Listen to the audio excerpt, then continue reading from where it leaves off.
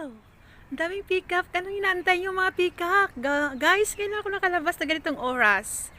Oh my God! Ang daming peacock. Anong inaantay niyo? Pagkain? Guys, ang dami nila guys, no? So ngayon guys, lumabas ako. Time check.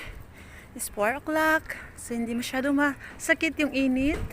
So guys, ang daming peacock. Nag-aabang sila ng pagkain. Ay, mayroong magpapakain pala sa kanila, guys. Ayun. So, ikot-ikot muna tayo. Kaya pala, guys, ang daming peacock sa labas kasi nag-aantay sila lang pagkain. Nandito na yung magpapakain sa kanila. Oh, no. It's so much peacock over there. Wow. Wow. Tingnan natin, guys.